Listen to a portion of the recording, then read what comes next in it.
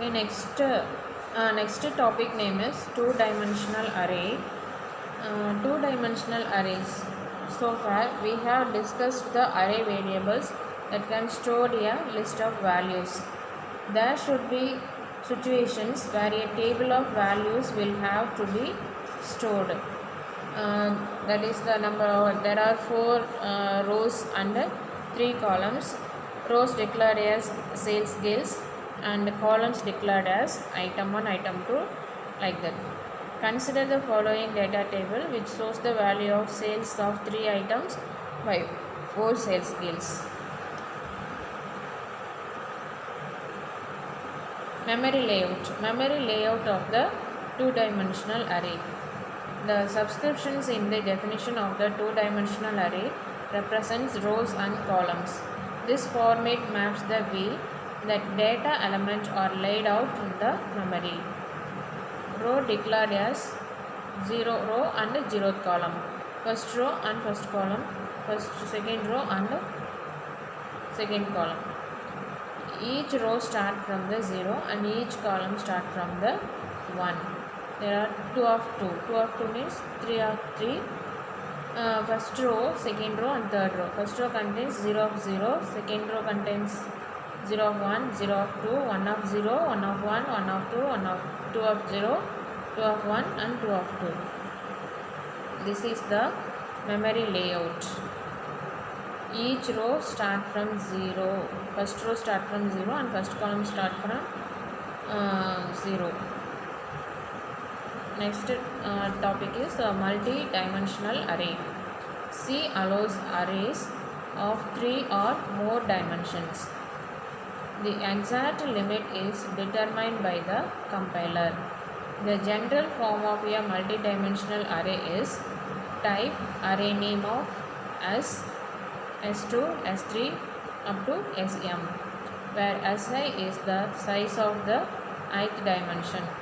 Some examples are int survey of 3, 5, 12, float table 5, 4, 5, 3.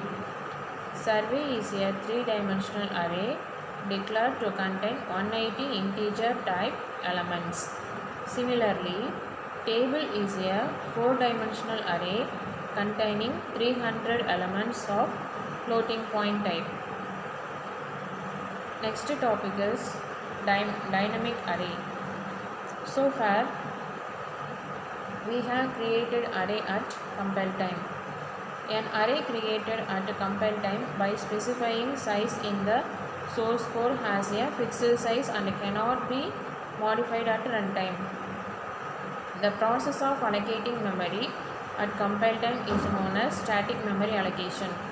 The arrays that receive static memory allocation are called static arrays. This approach works fine as long as we know exactly what our data requirements are. Consider the situation where we want to use an array that can vary greatly in size. We must guess what will be the largest size ever needed and create the array accordingly. Dynamic arrays. In C, it is possible to allocate memory to array at runtime. This feature is known as dynamic memory allocation, and the arrays created at runtime are called dynamic arrays. Dynamic arrays are created using what are known as pointer variables and memory management functions malloc, calloc and realloc. Malloc means memory allocation, calloc and reallocation. Next, these functions are included in the header files, that is standard library header files, that is stdlib.h.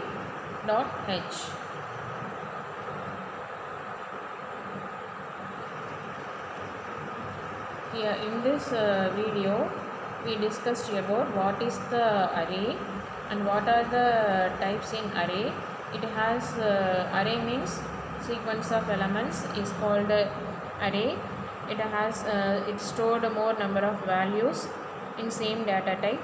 It has 3 types: one-dimensional array, two-dimensional array and multi-dimensional array. One-dimensional array contains only one row.